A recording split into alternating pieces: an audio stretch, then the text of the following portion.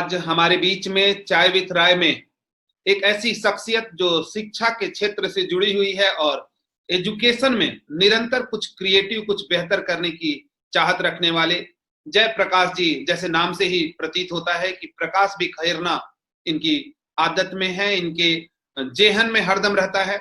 MA English first class first pass out, BEd first class, lead auditor BBQI France से इन्होंने करने के बाद में मैं बगैर किसी औपचारिकता के सबसे पहले जयप्रकाश जी आपको चाय विथ राय में नमस्कार करता हूं, प्रणाम करता हूं। धन्यवाद धन्यवाद। और जयप्रकाश जी, मैं सीधे प्रश्न पे आता हूं कि आपके दिमाग में, क्योंकि आप प्रारंभिक दौर में कुछ समय मेरे साथ भी रहे हैं, आईएएस की भी तैयारी करने की बातें थी, आईएएस भी तैयारी करते थे, शिक्षक बनने का कहां से आया मन में? देखिए, अब भिलाई जैसे शहर में पैदा हुए जहाँ पे उन दिनों में केवल लोग इंजीनियरिंग और मेडिकल के अलावा कुछ सोच नहीं पाते थे, क्योंकि टेक्निकल बैकग्राउंड था हर घर का, हर परिवार का। सब चाहते थे कि उसी उसी रास्ते में लोग चल पड़े। लेकिन मेरी खुशकिस्मती ये थी कि मेरे घर में मेरे माता पिता ने मुझे ये छूट दे रखा था कि मैं जो भी करियर चाहूँ उसमें उसमें मन लगा के करूँ, क्योंकि मेरे पिता हमेशा कहते थे कि follow your heart but do justice to your heart. आगे 10 साल के बाद लौटना चाहोगे तो नहीं लौट पाओगे, तो इसलिए केवल लोगों की देखा देखी में ना आके आप अपना मन बनाइए और आगे जाइए। तो ब्यूरोक्रेसी में और सिविल सर्विस में मन था, हम देते भी थे। और कहीं ना कहीं बहुत सारे जो पीएससी लेवल के थे या अन्य जो अलाइड सर्विसेज थे उसमें सिलेक्शन भी हुआ था। लेकिन शुरू से अंदर में एक तो लेखन कार्य, चाहे वो अंग्रेजी में हो, चाहे हिंदी में हो, या कुछ हद तक उर्दू में हो, ये मन को बहुत अच्छा लगता था। गायन, मतलब गाना गाते थे, संगीत को फॉलो करते थे, थिएटर को फॉलो करते थे। और स्पोर्ट्स में तो हैंडबॉल में नेशनल लेवल में खेले हैं। तो मुझे कहीं ना कहीं ये लग, अच्छा, मैं लोगों को कन्विंस करने का एक कैपेसिटी, एक ही विषय को मैं लोगों को समझाते रहता हूं, तो 10 लोगों को समझाऊं तो 10 अलग अलग बिल्कुल अनायास ही नैसर्गिक तौर पे मेरे जुबान पे उदाहरण चले आते थे। तो मुझे लगा कि ये सारी चीजों को मिला के अगर मैं किसी किसी करियर में अच्छा कर सकता हूँ, या देखिए, करियर में अच्छा करना मतलब केवल खुद के लिए नहीं होता है, आप जिस करियर में हैं उससे जुड़े हुए जो दूसरे लोग हैं उनको भी कितना फायदा पहुंचा सकते हैं। तो मुझे लगा कि शिक्षा एक ऐसा क्षेत्र है जहां पे मैं कुछ अच्छा कर पाऊंगा बाकी क्षेत्रों की तुलना में, क्योंकि बाकी में जो जो आपने क्रिएटिविटी वाली बात कही, जो सृजनात्मकता का है, सृजनात्मक बहुत ज्यादा बाकी में मुझे नहीं दिखा। जबकि शिक्षा एक ऐसा क्षेत्र है जहां पे आप रोज हर कक्षा के अंदर में आप कुछ ना कुछ नया कर सकते हैं, और आपकी जो पढ़ने की और सीखने की जो लालसा है वो ताउम्र बनी रहती है।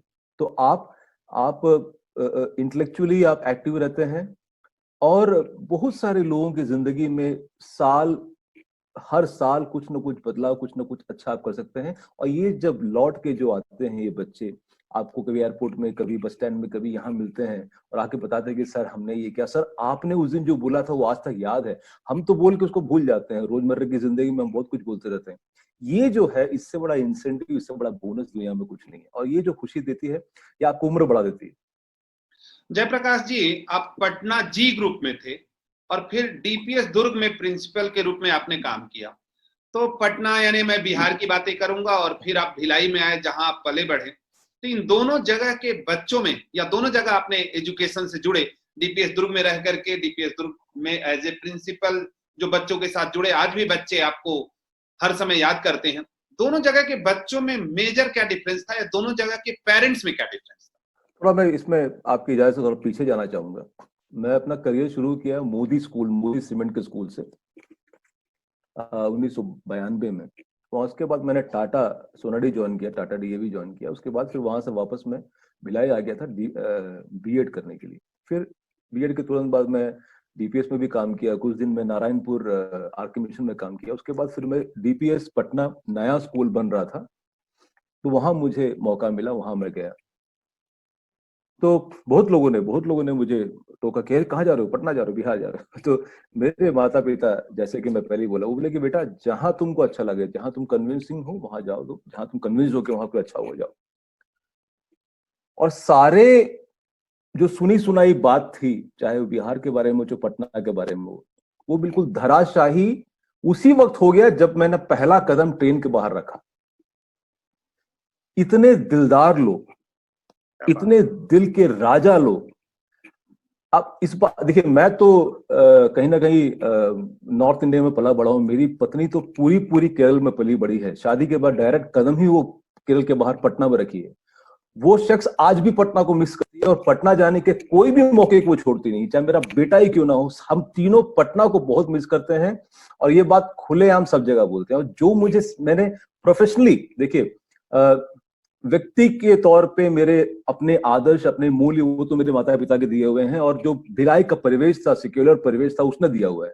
लेकिन एक प्रोफेशनल ग्रुप में जो भी मैं हूं आज, वो वहां पे जो मैंने डीपीएस में पटना में जो उसके जो मालिक हैं संजीव जी, उनका दिया हुआ ही आज तक मैं उसको लेकर चल रहा हूं। और उन्होंने ही मुझे ये इंडिपेंडेंटली सोचने के लिए, क्रिएटिव काम करने के लिए, नित्य नई चीजों को अपने काम में डालने के लिए उन्होंने सिखाया। और पटना एक ऐसी जगह है, कोई मुझे 2 टिकट देगा कि एक टिकट आप न्यूयॉर्क जाइए, एक टिकट पटना जाइए, तो मैं पटना वाला टिकट लेके चलते बनूंगा वहां। इतनी खूबसूरत भाव स्वभाव रखने वाले जयप्रकाश जी, आज तो एक सोच ही आप बदल देंगे। आपकी बातें दूर तक जाएगी, बच्चों तक जाएगी, क्योंकि आपने डीपीएस दुर्ग में भी पढ़ाया और अप्रत्यक्ष रूप से आपने यह भी बता दिया कि दुर्ग के बच्चे या भिलाई के बच्चे या पटना के बच्चों में अंतर नहीं है, कल्चर में अंतर नहीं है, हम किस तरीके से उसे देखते हैं हमारी नजरों में अंतर है। मैं डीपीएस दुर्ग के बारे में थोड़ा सा चाहूंगा कि आप। डीपीएस तो देखिए, दुर्ग भिलाई तो मेरी जन्मभूमि है। और मुझसे कोई पूछता है कि आप कहाँ के हो, तो मेरे मुंह से केरल नहीं निकलता है। इसलिए नहीं कि मैं जानबूझ के केरल को नीचे दिखाना चाहता हूँ या कुछ, बट मैं पला बड़ा ही भिलाई में हूँ।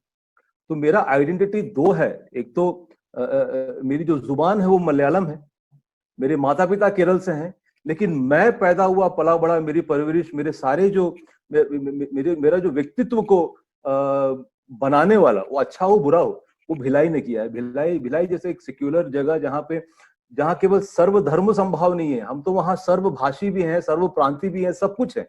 और इसीलिए घर घर में आप देखेंगे कि किसी मलयाली के घर में जाके आप पूछ लीजिए कि दुर्गा पूजा में क्या होता है, तो उसको पूरा पूरा पता है, जितना एक बंगाली को मालूम होगा। तो ये एक कल्चर जो हमको मिला है, इसके कारण बहुत फायदा हुआ। हम जहां भी जाते हैं लोगों के साथ बहुत आसानी से घुल मिल जाते हैं, उनके संस्कृति से हम मिल जाते हैं, और इसलिए जो हमारा जो एक्सेप्टेंस है उनके बीच में वो बढ़ जाता है।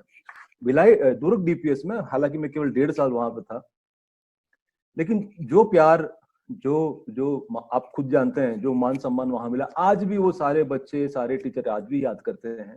और बहुत बहुत अच्छे दिन गुजरे। और मैं ये नहीं कहता कि वो दिन गुजर गए, मैं जहां भी पढ़ाया हूँ, जहां भी रहा हूँ, वो मेरे साथ चलते हैं। तो मैं केवल शुरुआत करता हूँ, खत्म नहीं करता कहीं पे। क्या बात है ना। क्या केरल, क्या पटना, क्या भिलाई, यानी छत्तीसगढ़, क्या हो, जहां भी हो जयप्रकाश जी जहां भी हैं, प्रकाश बिखेरने का आप काम। मैं दिल्ली में भी रहा, मैं गुजरात में भी रहा, मैं पुणे से भी जुड़ा रहा, मैं लुधियाना से भी जुड़ा रहा। मतलब ये और अब बंगलुरु में हूँ। बंगलुरु में भी बहुत बहुत बढ़िया, बहुत अच्छे लोग, बहुत अच्छी चीजें सीखने को मिल रहा है। मेरे जो यहाँ के जो मैनेजमेंट है, डॉक्टर निसार अहमद, वो भी बहुत प्रोग्रेसिव व्यक्ति हैं, बहुत नया नया चीज करते हैं। वो एक स्कूल से शुरू किए, वहां से वो 8 स्कूलों पे आए, उनके पास अब पीयू कॉलेजेस हैं, उनके पास एक पूरा पूरा यूनिवर्सिटी, एक वर्ल्ड लेवल का यूनिवर्सिटी उन्होंने तैयार किया है। तो उनसे भी बहुत कुछ सीखने को मिलता है। क्या बात है जयप्रकाश जी, आप हर समय कोशिश करते हैं कि किसी चीज को क्रिएटिव वे में कन्वर्ट करके, चेंज करके उसको बच्चों के सामने प्रस्तुत किया जाए। मैं भी बड़ा प्रभावित हुआ आपके वो सन, ईस्ट और वेस्ट वाली बातों से। तो मैं चाहूंगा कि इन बातों को और इस क्रिएटिविटी को आप एक्सप्लेन करें, शायद यूथ के लिए, स्टूडेंट के लिए बहुत बेहतर होगा। देखिए क्या होता है, मैं आपको कहता हूँ कि अब ट्रिग्नोमेट्री बच्चों को पढ़ाते हैं। ट्रिग्नोमेट्री कोर्स के एक भाग के रूप में पढ़ा देते हैं कुछ कुछ टीचर लोग, और बच्चे भी उसको सीख लेते हैं कि भैया ये इस चैप्टर में से इतने नंबर के ये सवाल आते हैं, और पिछले 10 साल का पेपर पढ़ लिए कि उसमें क्या आया, वो तैयार कर लिए, पढ़ लिए, 99 या 100 आ गया, उसका सिलेक्शन हो गया। लेकिन उस बच्चे को ये नहीं पता कि ये ट्रिग्नोमेट्री मेरे रोजमर्रा की जिंदगी में आगे या किसी की आगे में ये एक अनुमान लगाने के लिए, हाइट या डिस्टेंस का अनुमान लगाने के लिए कैसे काम आएगा, उसका एप्लीकेशन को पता ही नहीं चला। मेरा कहने से उस दिन मैं आपको बताया था सन, मैं बहुत लोगों को बोलते रहता हूँ, बहुत बोरियत वाली बात हो गई जो सुनने वालों को, क्योंकि बहुत लोगों को पता है कि मैं ये बहुत बोलता हूँ। जैसे कक्षा 1 में, पहली कक्षा में सिखाते हैं कि ये सूरज कहाँ से उगता है बेटा, पूरब से उगता है, कहाँ डूबता है, पश्चिम में डूबता है, खत्म, सीख लिए, बच्चा लिख लिया, उसको नंबर आ गया, फिल इन द ब्लैंक्स में या ट्रू और फॉल्स में उसने नंबर कमा लिया, माँ बाप भी खुश है, बच्चा भी खुश है और टीचर भी खुश है और उसी पड़ोसी तक खुश है। लेकिन जब उसको तीसरी चौथी में फिर अगली टीचर आगे बोलती है कि बेटा सूरज तो एक ही जगह खड़ा है, ये धरती है जो घूम रही है, तो उसके दिमाग में कॉन्फ्लिक्ट आता है। उस कॉन्फ्लिक्ट से आधे बच्चे तो निकल जाते हैं, बाकी आधे के दिमाग में वो रह जाता है। ये एक छोटी सी बात बता रहा हूं आपको। लेकिन मेरी जो टीचर थी, मैं जो English medium middle school sector 5 में क्लास 1 में जो मेरी टीचर थी शारदा मैम, उन्होंने, वो कहाँ है मुझे पता भी नहीं, लेकिन उनकी सिखाई हुई चीज आज तक मेरे साथ चल रही है।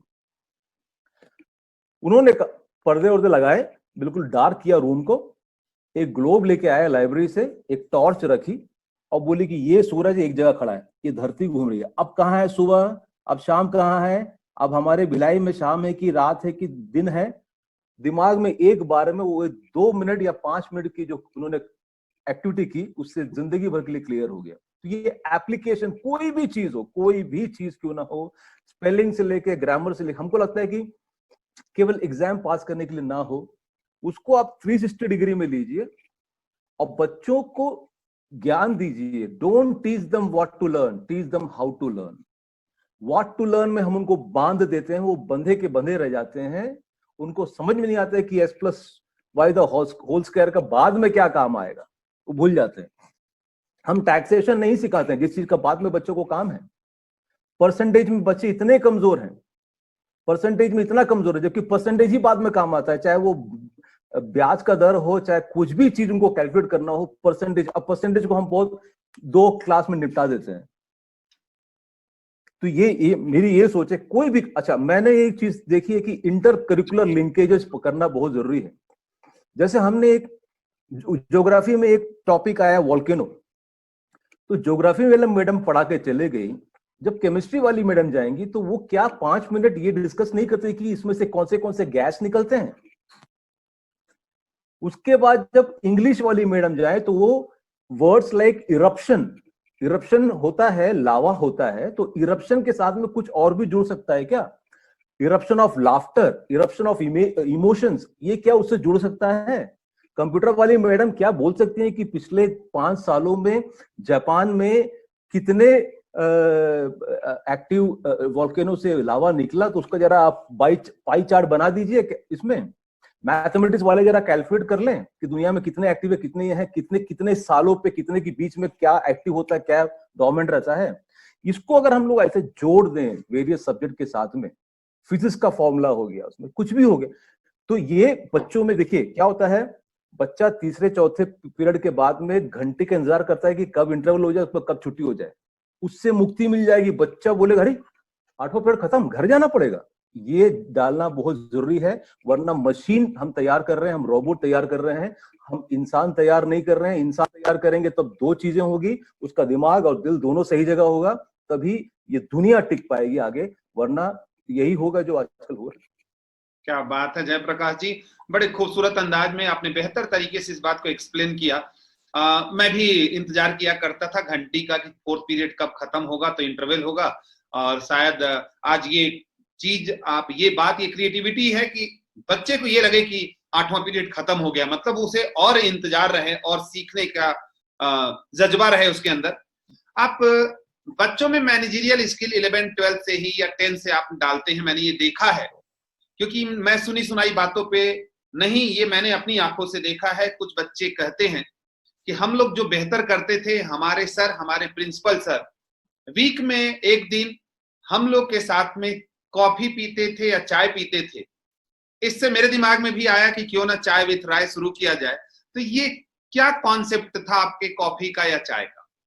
देखिए क्या होता है कि बड़े बड़े स्कूल में जहाँ पे 3000 4000 बच्चे होते हैं, जहाँ कई शिफ्ट में स्कूल चलते हैं, जहाँ कई लेवल पे कोऑर्डिनेटर्स और वाइस प्रिंसिपल्स और हेडमास्टर्स हेडमिस्ट्रेस होते हैं, वहां जनरली ये सोच बन गई कि प्रिंसिपल तक हम नहीं पहुंच सकते और प्रिंसिपल हम तक नहीं पहुंचना चाहता है। तो मुझे ये मिथ्या, ये इसको बिल्कुल भंग करना था। मैं कहा कि जैसे कहते हैं कि सरकार आपके द्वार, हम सरकार तो नहीं है, लेकिन ये एक दिमाग में हमेशा बात रही कि हम वहां तक जाए। बच्चे हो सकता है कि प्रिंसिपल है, बीच के लोग भी डरा देते हैं कि प्रिंसिपल के पास ले जाएंगे, प्रिंसिपल के पास ले जाएंगे, एक डर बना कर रखते हैं कि भाई प्रिंसिपल के पास ले जाएंगे, कोई पता नहीं वहां पे कोई बैठा हुआ। तो मैं सोचता कि मैं क्यों नहीं जाऊं, मैं जैसे नॉर्मली जब क्लास चलता है तब प्रिंसिपल राउंड लेते हैं, मैं क्लास के साथ में मैं उनके फील्ड में पहुंच जाता था, वो म्यूजिक क्लास में पहुंच जाता था, वहां बैठता था, साथ में गाना गाता था।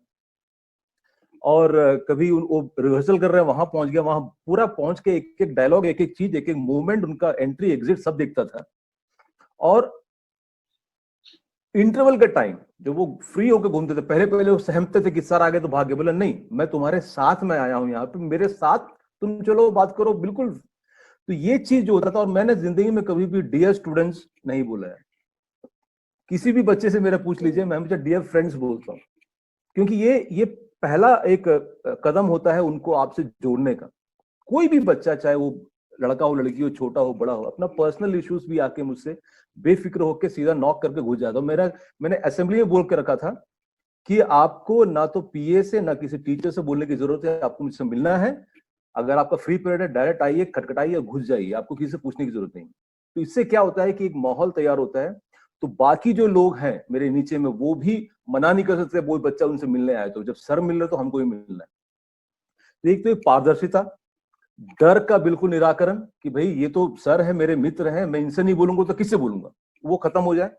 तीसरी चीज है कि कोई भी स्कूल का कार्यक्रम हो, एक्स्ट्रा करिकुलर एक्टिविटी हो, चाहे वो कल्चरल एक्टिविटी, चाहे स्पोर्ट्स हो, उसमें बच्चों को और स्कूल के कैबिनेट उनको केवल चुन लेते हैं, वो केवल तमगा लगा घूमते हैं, उनके पास कोई काम नहीं होता। तो उनको उससे जोड़ना, उनको बिल्कुल उनका प्रायोरिटी लिस्ट, चेकलिस्ट बनवाना, उन्हीं से बनवाना, चेकलिस्ट क्या क्या होगा, इन्वाइटेड कौन कौन होंगे, क्या क्या सामान आएगा, बजट क्या है, बजट के अंदर में कैसे काम करना है, ये सारी चीजें उनसे करवा के उसको केवल ठीक कर देना है, केवल फाइन ट्यून कर देना। उसमें कुछ कमी रहेगी तो चलेगा, बच्चा वैसे ही सीखेगा।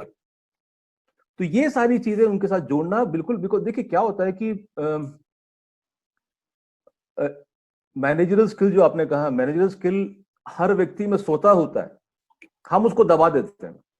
ये कितनी बड़ी विडंबना है कि एक बच्चा जब पैदा होता है, उसको उसके माँ बाप को पता है कि बच्चा दो महीने में बोलना नहीं सीखेगा, तब भी उसको अम्मा बोलो, माँ बोलो, पापा बोलो, हाँ बोलो, वो बोलो, चाचा बोलो, बोलने के लिए सिखाते हैं। जब वो बोलने शुरू हो जाता है तो चलो आ जाओ बेटा, आ जाओ, उठो उठो उठो, चलो चलो आ जाओ, आ जाओ, आ जाओ, आ जाओ। वो एक एक कदम पे उसको सेलिब्रेट करते हैं। उसी बच्चे को 1.5 साल 2 साल के बाद आप बोलते हैं चुप रहो, एक जगह बैठो, तो तब तक जो उसको बुलवाने की जो आपकी आप ललायत हो रहे थे, उसको चलवाने का आप ललायत हो रहे थे, वो खत्म हो गया। जब बच्चा अपने से बोलना और चलना शुरू हो गया तो उसको बोलते कि अब चुपचाप बैठ जाओ और एक जगह बैठ जाओ। तो ये इस चीज से निकालने के लिए हमको लगा, देखो क्या होता है कि हमारे बच्चे आज इतने इतने ज्यादा टेंशन में, इतने ज्यादा स्ट्रेस में है कि स्कूल का भी कोर्स है, वो ट्यूशन का भी कोर्स है, वो कोचिंग का भी कोर्स है, उसको होमवर्क है, टेस्ट है, वो है ये, इनको इससे निजात कहाँ मिलेगा। और प्रिंसिपल का भी अगर डर हो गया तो फिर गया कहाँ बच्चा। अच्छा, उसके बाद अगर मैं कंप्लेन करूं कि ये बच्चा ऐसा, गलती मेरी है और मैं दूसरों पे नहीं डालना चाहता। तो ये चाय कॉफी विद प्रिंसिपल या टी विद प्रिंसिपल मैंने शुरू किया था। जो बच्चे बाहर जाते हैं या कहीं पर भी कोई भी कंपटीशन में जाते हैं, कंपटीशन से वापस आते हैं, एक बच्चे को मैंने आज तक नहीं बोला कि तुमको फर्स्ट या सेकंड आना है। वो जब आके बोलते हैं कि sir we did not win any prize, I said did you learn anything new, did you get any new learning out of it, yes sir, I said you have won it, तुमको trophy मिल गई, बताओ तुम्हारे पास कब time है मेरे साथ coffee पीने के लिए। क्या बात है। मोटिवेशन, प्रेरित करने का एक अलग अंदाज, एक अलग तरीके। और आप हिंदी बड़ी अच्छी बोलते हैं, मलयालम अच्छा बोलते हैं, इंग्लिश बहुत ही, मैंने तो इंग्लिश सुनी है, बड़ी खूबसूरत और अच्छी आप इंग्लिश बोलते हैं, उर्दू आप अलग बोलते हैं, लिखने की शैली अलग है। लेकिन आपकी एक बात पे लोग ये जरूर कहेंगे कि अगर प्रिंसिपल के रूम में बच्चों को घुसने का परमिशन हरदम रहे तो प्रिंसिपल काम कब करेगा, बच्चे तो हरदम अंदर आते रहेंगे, कैसे वो काम करेंगे, आपके काम में डिस्टरबेंस हो। प्रिंसिपल का काम है क्या? कुछ पेपर साइन करना, कुछ मेल का जवाब देना, तो मैं नहीं मानता उस चीज को। मैं उस काम को 3 बजे के बाद जब बच्चे चले जाते हैं घर, 3 से 5, 5:30 या मैं अपने घर में कर लूंगा। प्रिंसिपल का काम है वहां। प्रिंसिपल देखिए, जब मैं प्रिंसिपल्स का मेंटोरिंग करता था, मैं कुछ प्रिंसिपल्स को भी मेंटोर किया हूं, उसमें मैंने कहता था कि प्रिंसिपल की जो आपका जो डेजिग्नेशन है, उसका पहला 2 अक्षर को आप सीरियसली लीजिएगा, PR। वो पब्लिक रिलेशन भी है, वो पेरेंट रिलेशन भी है, वो प्यूपिल रिलेशन भी है, वो पर्सनल PERSONNEL मतलब स्टाफ रिलेशन भी है। ये चारों रिलेशन को आपको मेंटेन करना है। पेपर रिलेशन नहीं है PR। यही क्रिएटिविटी है आपकी जो बाकी लोग से अलग करती है। आप गाना भी अच्छा गा लेते हैं। हिंदी में आपको कौन सा गाना पसंद है? एक लाइन गुनगुना देते आप। देखिए, हिंदी में गाने तो मुझे बहुत पसंद है, लेकिन मुझे पता नहीं, येशुदास जी की आवाज बिल्कुल दैविक आवाज लगती है। उनको गान गंधर्व कहते हैं साउथ में। उनका एक बहुत अच्छा गाना है जो मैं हमेशा गाता हूँ। लोग बोर भी हो चुके हैं, खासकर मेरी पत्नी तो बहुत बोर हो चुकी है, तो उसका 1-2 लाइन गाता हूं मैं।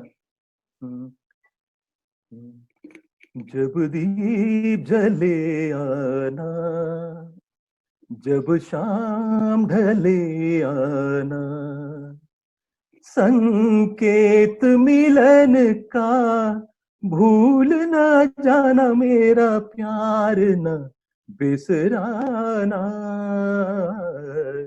जब दीप जले आना, जब शाम ढले आना। क्या बात है, क्या बात है। और इससे ये भी पता चलेगा कि एक शिक्षक कितना यूनिवर्सल होता है। वो हर चीज को, हर बात को कितनी बारीकी से देखता है। लेकिन मैं यहाँ यह भी चाहूंगा साथ में कि इंग्लिश की भी कोई 1-2 लाइन, और इसके बाद मलयालम की भी 1-2 लाइन जरूर गुनगुना दें। नहीं, इंग्लिश में मैं इंग्लिश के गाने में बहुत बहुत कमजोर हूँ। मैं सुनता हूँ तो उनके लिरिक्स ही मुझे समझ नहीं आते। हालांकि मैं इंग्लिश का शिक्षक हूँ। हो सकता है कि वो हमारे कल्चर में नहीं था शुरू से, तो हम सुनते आए हैं मलयालम और हिंदी गाने। नहीं, हाँ, इंग्लिश के 2 लाइन में आपको जरूर सुनाऊंगा, जो मैं लाइन मीन्स पोएट्री के। ये शेली ने कीट्स जब नहीं रहे तो कीट्स के बारे में कहा था, और ये मैं हर उस व्यक्ति से कहता हूँ जिससे मुझे कुछ सीखने की इच्छा होती है, और मैं सबसे सीखता हूँ। तो उन्होंने कहा था, give me half the gladness that thy brain must know, such harmonious madness from my lips would flow, the world should listen then as I listen now। तो ये मैं हमेशा अपने साथ लेके चलता हूँ, क्योंकि इस कायनात के हर हर तृण में, हर पत्ते में कुछ न कुछ समाया हुआ है जिससे हमको सीख लेना है रोज। मलयालम का तो जरूर 1-2 लाइन आप गाएंगे आज। मलयालम गाना, मलयालम कौन सा गाना गाऊं? हाँ। ഒറ്റക്കമ്പിനാദം മാത്രം മൂളും വീണാഗാനം ഞാൻ, ഒറ്റക്കമ്പിനാദം മാത്രം മൂളും വീണാഗാനം ഞാൻ। क्या बात है, क्या बात है। आज का यूथ आपको ऐसा लग रहा है, या आज के स्टूडेंट ऐसा लग रहा है कि कम मेहनत या नहीं मेहनत, या अपनी दिशा से कहीं भटक गया है? ऐसी चर्चा भी बहुत से लोगों में चल रही है। इस बात में कितना सत्यता है, आप क्या मानते हैं? देखिए, इसका मेरा सीधा सीधा जवाब एक ही है। क्या इस दुनिया ने तरक्की करनी छोड़ दी है? क्या साइंस एंड टेक्नोलॉजी में, चाहे मूवी में, चाहे स्पोर्ट्स में, नित नए आयाम जो छू रहे हैं, ये हम तो नहीं छू रहे, हमारे अगले जनरेशन छू रहे हैं। अगर वो सही काम नहीं कर रहे होते, बेहतर काम नहीं कर रहे होते, वो तरक्की नहीं कर रहे होते, तो ये क्या मुनासिब था? हम पीछे जाते। दुनिया तो आगे ही जा रही है। वो चाहे इलेक्ट्रॉनिक्स हो, चाहे ऑटोमोबाइल हो, चाहे वो एवियोनिक्स हो, चाहे वो ट्रेन की गति हो, चाहे प्लेन की गति हो, चाहे किसी भी फील्ड में आप देख लीजिए, वो चाहे बिजनेस हो, चाहे कॉमर्स हो, चाहे बैंकिंग हो, क्या दुनिया तरक्की करने की पीछे जा रही है? क्या बात है। अगर तरक्की कर रही है तो कौन कर रहा है? हम तो नहीं कर रहे हैं ना, हमारा नेक्स्ट जनरेशन ही कर रहा है, या उसके आगे वाले कर रहे हैं। तो इससे 2 चीज साबित होती है। पहला तो ये कि बच्चे सही दिशा में जा रहे हैं, और ये भी कि शिक्षक सही दिशा दिखा रहे हैं। दोनों बात बहुत ही बढ़िया। बच्चों का, अगर स्टूडेंट को आज दो खूबसूरत बातें कहनी हो तो आप उन्हें क्या संदेश देंगे, क्या बताएंगे? पहला ये कि बहुत जरूरी है कि आप सूरज से आंखें मिलाओ, तभी परछाई आपके पीछे गिरेगी। सूरज से आंख चुराओगे, प्रकाश से आंख चुराओगे, विद्या से, जानकारी से आंख चुराओगे, तो आपके सामने सामने, आपके पीछे हर जगह परछाई चलेगी। पहली बात। दूसरी बात ये कि अगर आपको इंद्रधनुष से प्यार है तो बारिश से भी मोहब्बत करनी पड़ेगी। क्या बात। आप बारिश से भी तौबा करोगे, धूप से भी तौबा करोगे और चाहोगे कि आपके जिंदगी में प्रकाश भी हो और इंद्रधनुष भी निकले, तो ये मुनासिब नहीं। क्या बात है। बहुत ही खूबसूरत चर्चा रही जयप्रकाश जी आपके साथ। मैं ऐसा सोचता हूं कि जिस तरीके से बड़े कम शब्दों में आपने बच्चों को जिस तरीके से मोटिवेट किया, ये उनकी जिंदगी के लिए, आगे के करियर के लिए बहुत ही फ्रूटफुल होगा। और आप द्वारा दी गई जानकारी न केवल बच्चे बल्कि शिक्षक और पेरेंट्स भी सीखेंगे कि किस तरीके से उनके साथ फ्रेंडली रिलेशन रख के हम आगे बढ़ सकते हैं। अगले सप्ताह शनिवार को फिर हम मिलेंगे किसी नई शख्सियत के साथ। तब तक जयप्रकाश जी प्रणाम, आपने बड़ी सुंदर जानकारी दी। बहुत खुशी हुई आपसे बात करके। ऐसा लगा कि 25-30 साल पीछे चले गए हैं। हम लोग बैठ के इन विषयों पे, बहुत सारे मुद्दों पे बात करते थे। धन्यवाद, कोटि कोटि धन्यवाद।